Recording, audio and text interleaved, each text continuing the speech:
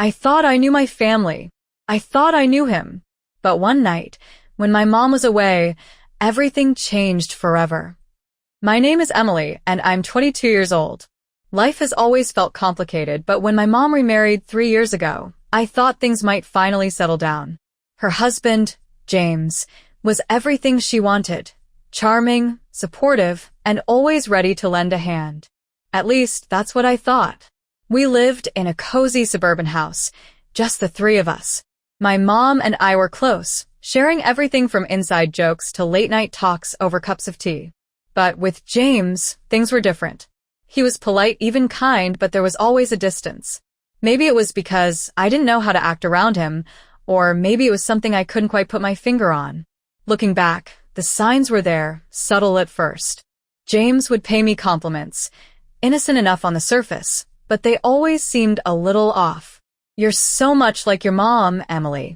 You have her spark," he'd say with a smile. At the time, I brushed it off as flattery, nothing more. But everything shifted one quiet evening when my mom had to stay late at work. I was in my room, sitting cross-legged on my bed, flipping through an old sketchbook. Drawing had always been my escape, a way to process emotions I didn't quite understand. The house was silent except for the hum of the refrigerator downstairs. I felt at ease, alone with my thoughts, until I heard a knock at the door. It was James. "Hey, Emily," he said, standing in the doorway. His tone was casual, but there was something about the way he lingered that made my stomach twist.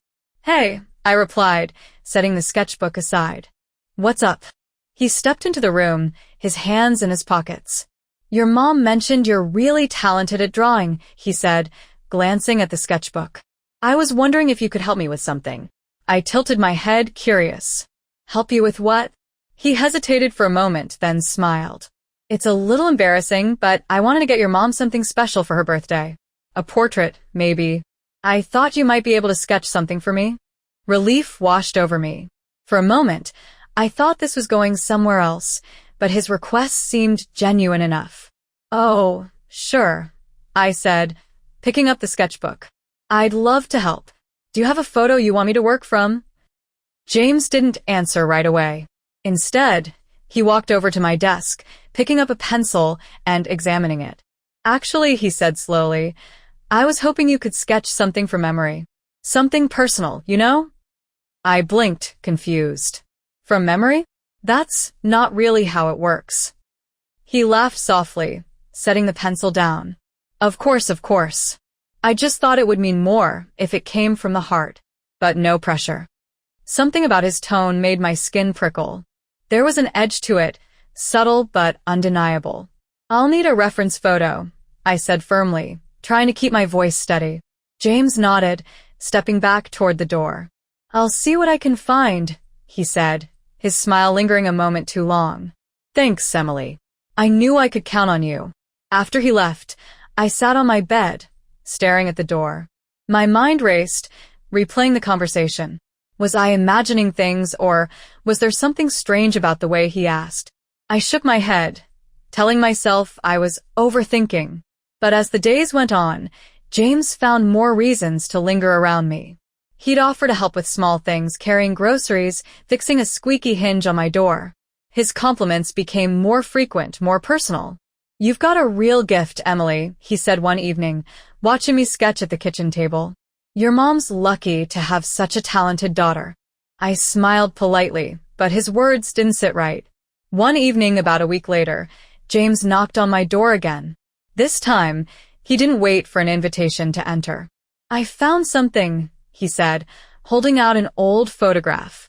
I took it from him, glancing down. It was a picture of my mom from years ago, smiling brightly in the sunlight.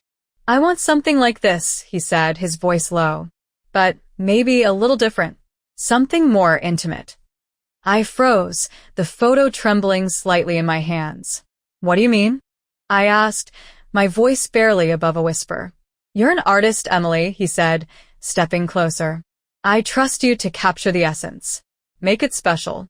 Just between us." His words sent a chill down my spine. I wanted to scream, to tell him to leave, but I couldn't find my voice. And that's when I realized this wasn't just about a drawing. That night, I couldn't sleep. My mind was a whirlwind of confusion and unease.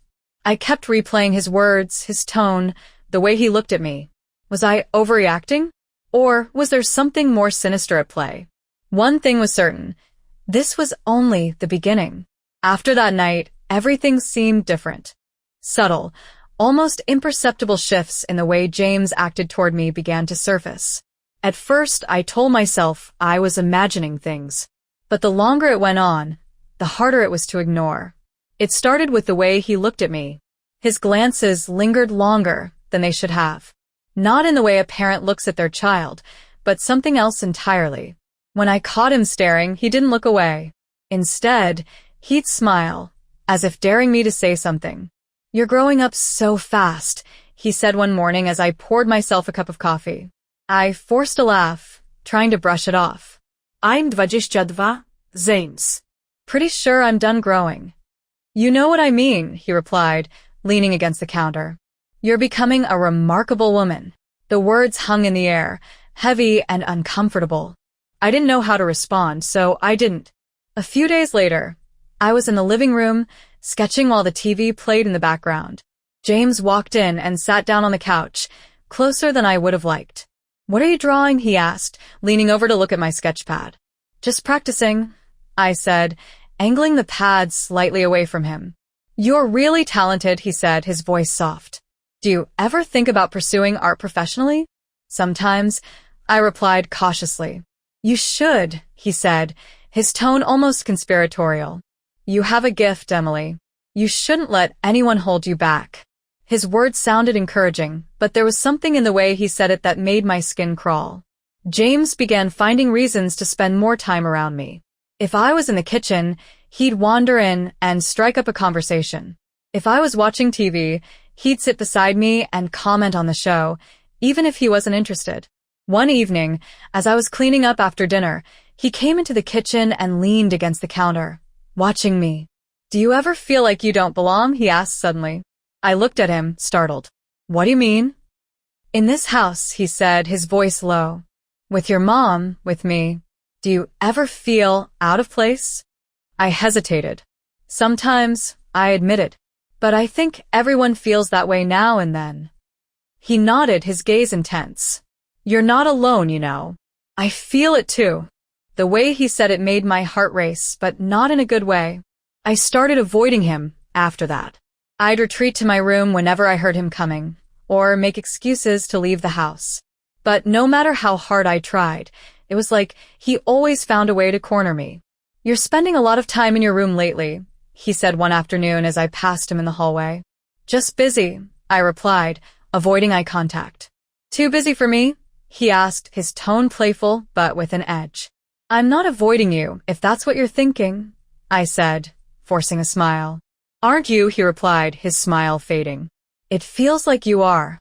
I didn't know what to say, so I just walked away. The breaking point came one night when my mom was working late again. I was in the kitchen making tea when James walked in. "We need to talk," he said, his voice serious. I sighed, setting the kettle down. "About what?" He stepped closer, his eyes locked on mine. "About us." "There is no us," I said firmly, taking a step back. "Don't do that," he said, his tone soft but insistent. "Don't pretend you don't feel it too." "Feel what?" I asked, my voice trembling. "This connection," he said. "It's always been there, Emily. You know it as well as I do." My breath caught in my throat. "You're imagining things," I said, trying to sound confident, but my voice shook. "I'm not," he said, stepping even closer. "You can lie to yourself all you want, but we both know the truth." I turned away, my heart pounding. "You need to stop, James. This is wrong." "Is it?" he asked, his voice barely above a whisper. "Or are you just scared of what it means?" His words hung in the air, suffocating me. I didn't respond. I couldn't. That night, I lay awake in bed, my mind racing. His words replayed over and over, like a broken record. I hated how they made me feel, confused, vulnerable, and worst of all, curious. Deep down, I knew this was heading somewhere dangerous. And I wasn't sure if I could stop it. That week, James's behavior shifted even further. He wasn't just lingering around anymore, he was making it a point to find reasons to be alone with me. Small, innocent-seeming gestures at first, offering to help me with chores, asking me about my day in ways that felt overly personal, and casually brushing his hand against mine when we were near each other. I tried to pretend it didn't bother me, but the truth was, it did. Not in the way it should have, though. As much as I hated to admit it, there was a part of me that liked the attention. It was wrong, I knew that, but it also made me feel seen in a way I hadn't before. One evening, as I was sitting on the couch sketching, James walked in holding a small velvet box. He sat down beside me, closer than usual, and placed the box on the table in front of me. "What's this?" I asked, setting my sketch pad aside. "Open it," he said, his voice calm but with a hint of excitement. I hesitated before picking up the box and flipping it open. Inside was a delicate necklace, a silver chain with a small pendant that shimmered in the light. "James," I began, unsure of what to say. "It's for you," he said quickly. "I saw it and thought of you. It reminded me of your sketches, delicate, intricate, beautiful." I blinked, stunned. I can't accept this." "Why not?" he asked, leaning closer. "It's just a gift, Emily. No strings attached. It's my way of saying thank you for being you." His words sent a shiver down my spine.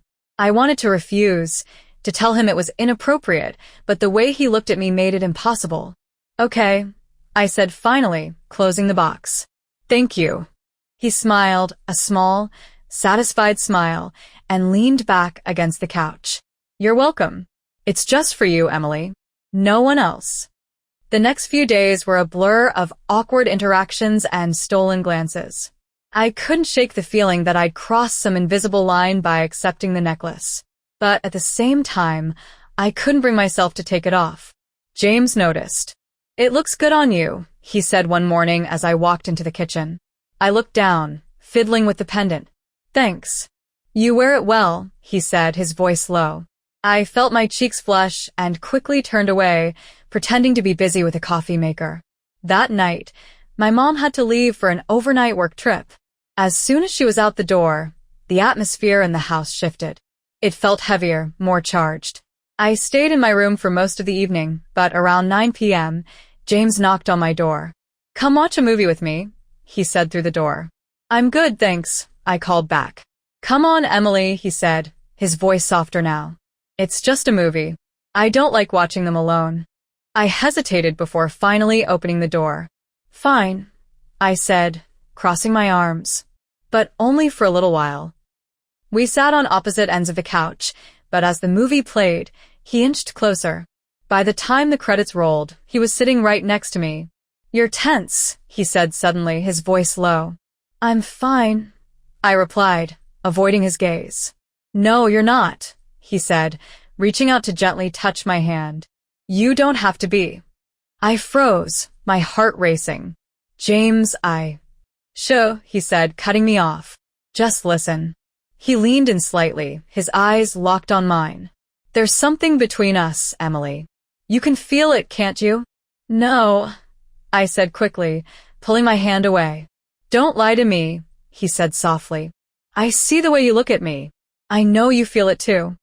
"James, this is wrong," I said, standing up. "It doesn't have to be," he said, his voice calm but insistent. "No one has to know. It can just be our little secret." I shook my head, backing toward the door. "I think you should go to bed." He stood too, his expression unreadable. "You're scared," he said. "But you don't have to be." I didn't respond. Instead, I turned and walked to my room, closing the door behind me. That night, as I lay in bed, the weight of his words pressed down on me. I hated how they made me feel, confused, flattered, and disgusted all at once. And I couldn't help but wonder, how much further would this go? And would I be strong enough to stop it? The days that followed were a whirlwind of confusion and discomfort. I tried my best to keep my distance from James, retreating to my room or finding excuses to leave the house. But no matter what I did, he always seemed to find a way to corner me. One afternoon, I was in the garden, sketching quietly under the shade of a tree. It was one of the few places where I felt like I could breathe. But, of course, he found me there too. "Mind if I join you?" he asked, his voice startling me. I looked up to see him standing a few feet away, his hands in his pockets. "Actually, I'm kind of busy," I said, hoping he'd take the hint. He didn't. Instead, he sat down on the grass beside me, his presence unsettlingly close. "You're always busy these days," he said, his tone light but with an edge. "I have a lot on my mind," I replied, focusing on my sketch pad. "You don't have to shut me out, Emily," he said, leaning slightly closer. "I'm here for you. Whatever you're feeling, you can tell me." "I'm fine," I said quickly, standing up and brushing off my jeans. "I should go inside." "Emily," he said, his voice stopping me in my tracks. I turned to look at him, and the intensity in his eyes made my heart race. "You don't have to be afraid," he said. "I get it. You're confused. But you don't have to be." I didn't respond. I just walked back to the house, his words echoing in my mind. James became bolder after that. He'd find reasons to brush past me in the hallway, his hand lingering on my arm just a moment too long. He'd stand closer than necessary when we were in the kitchen, his presence almost suffocating. "You're avoiding me," he said one evening as I was washing dishes. "I'm not," I lied, keeping my back to him. "You are," he said, stepping closer. "And I think I know why." I turned off the faucet and turned to face him, my hands trembling. "James, you need to stop this," I said firmly. "Stop what?" he asked, his voice calm. "This," I said, gesturing between us. "Whatever you think is happening, it's not. It can't." "But it is," he said, stepping even closer. "And you know it." I took a step back, my heart pounding. "This is wrong, James. You're my stepfather." He tilted his head, a small smile playing on his lips. "That doesn't change how we feel, does it?" I opened my mouth to protest, but he cut me off. "It's okay, Emily," he said softly. "No one has to know. It can just be our secret." His words sent a shiver down my spine. "I don't feel the way you think I do," I said, my voice shaking. "You're lying," he said, his tone still calm but with a hint of frustration. "You're scared to admit it, but I can see it in your eyes. You want this as much as I do." "I don't," I said firmly, stepping around him. "And you need to stop saying that." I left the kitchen, my mind racing. That night, I sat in my room, staring at the necklace he'd given me. I wanted to throw it away, to get rid of this constant reminder of the line we'd already crossed. But I couldn't bring myself to do it. Why couldn't I just end this? Why did part of me feel drawn to him, despite everything? I hated myself for the thoughts running through my head, but they wouldn't go away.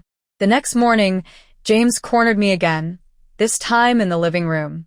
"Emily," he said, his voice softer now. "I don't want you to feel pressured. I just want you to know how I feel." I crossed my arms, keeping my distance. "You've made it pretty clear," I said. He sighed, running a hand through his hair.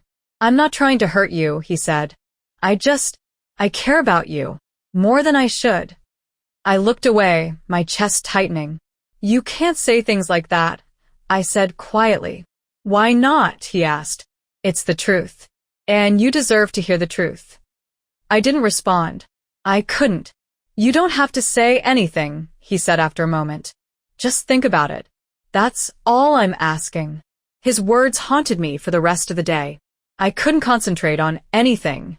Every time I closed my eyes, I saw his face, heard his voice. And the worst part? A small, horrible part of me didn't want him to stop. But I knew I had to. I had to find a way to end this before it went any further. Before it destroyed everything. That evening, the house was unusually quiet. My mom had left for a weekend work trip, and the emptiness of the room seemed to amplify every sound, every breath.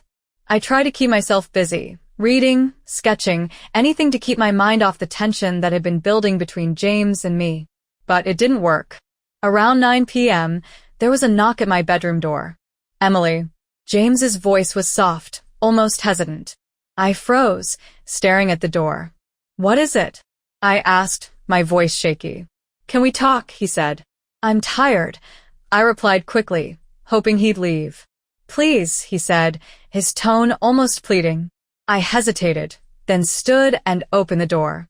He stood there, hands in his pockets, his expression unreadable. What do you want, James? I asked, trying to sound firm. Just a moment of your time, he said, his eyes locking onto mine. Please. I stepped aside reluctantly, letting him in. He sat on the edge of my bed, his posture tense. I know I've been making things complicated, he began, his voice low. And I know this is difficult for you. It's difficult for me too. Then why do you keep pushing? I asked, crossing my arms. Because I can't help how I feel, he said, looking up at me. Emily, you mean so much to me.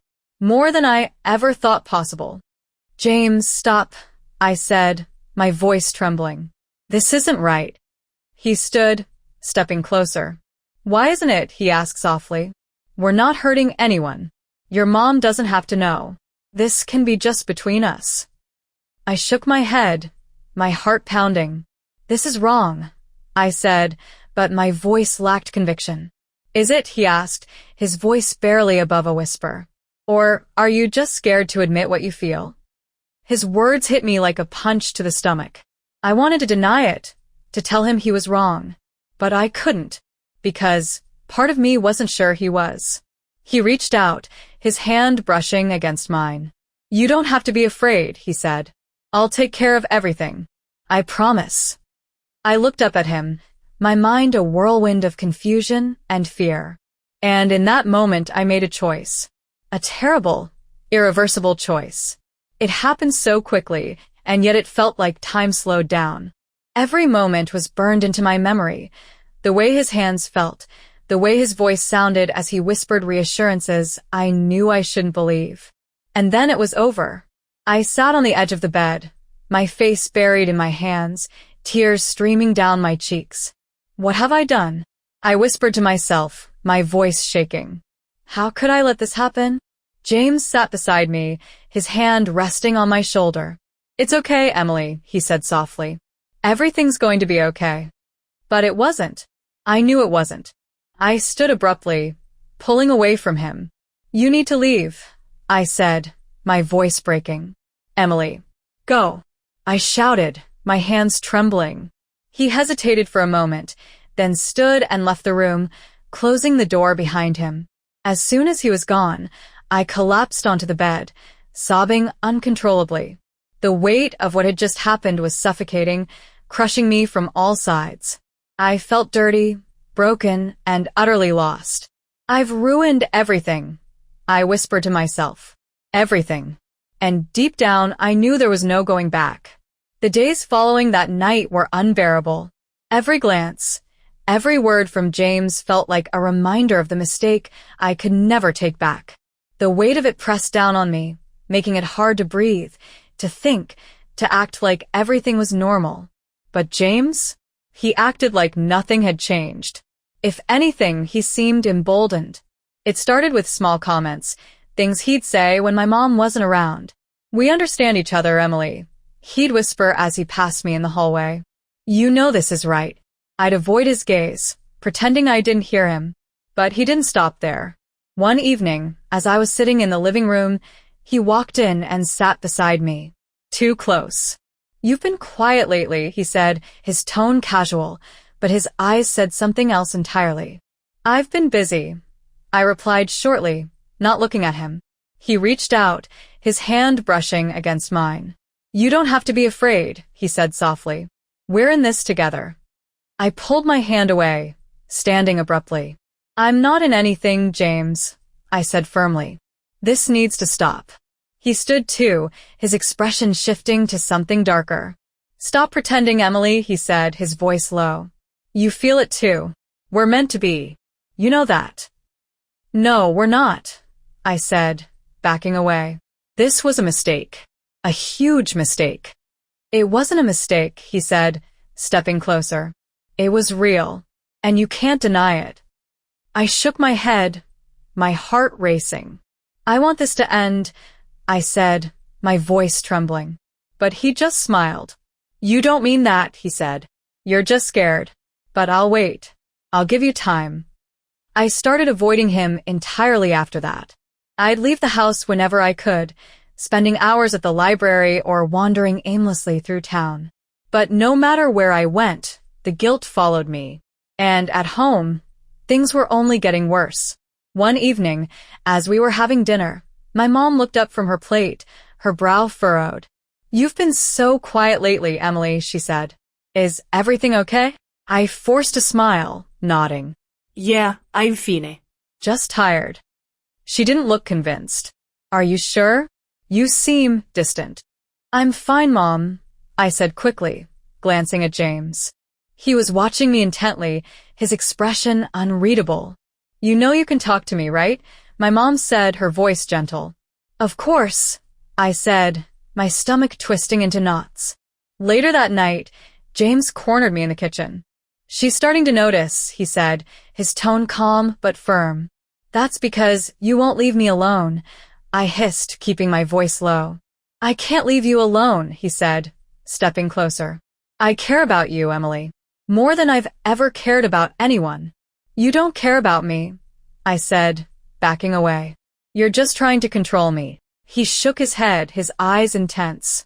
"That's not true. I love you, Emily. You're the only one who understands me."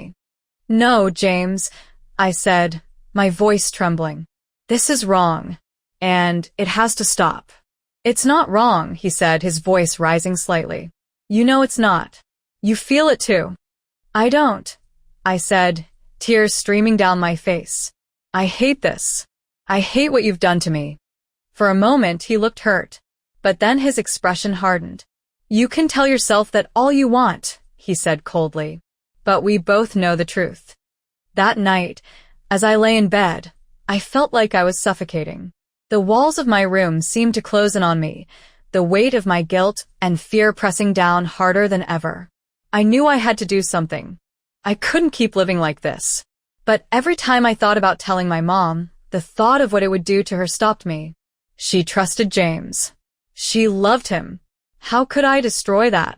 And yet, how could I keep pretending? Something had to give. And deep down, I knew it was only a matter of time before everything came crashing down. The decision to tell my mom the truth didn't come easily.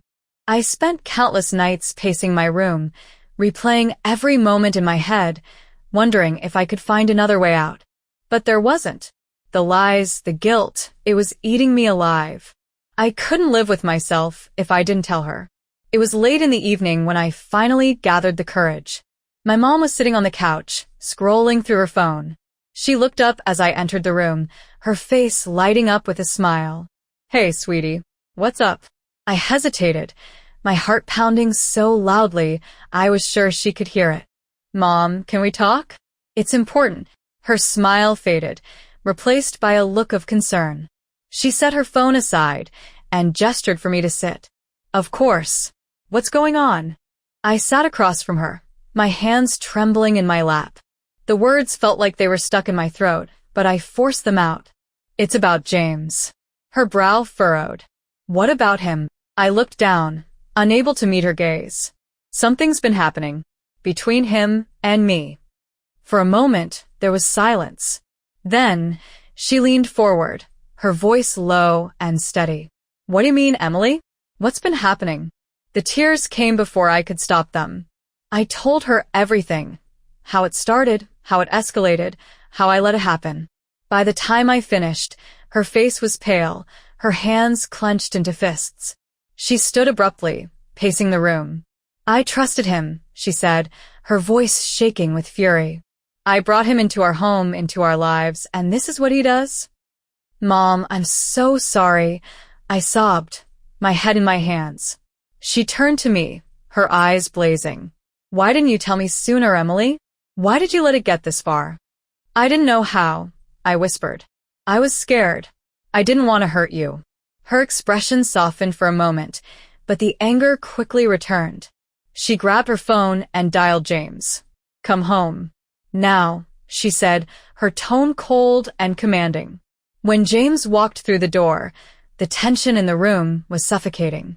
My mom stood in the middle of the living room, her arms crossed, while I sat on the couch, trembling. What's going on? James asked, his gaze shifting nervously between us. You know exactly what's going on, my mom said, her voice like steel. Emily told me everything. James froze, his face going pale. I don't, she snapped, cutting him off. I don't want to hear your excuses. Pack your things and get out. Now. He opened his mouth to protest, but the look in her eyes silenced him. Without another word, he turned and went upstairs. The silence that followed was unbearable. My mom sat down beside me, her head in her hands. I can't believe this, she said softly.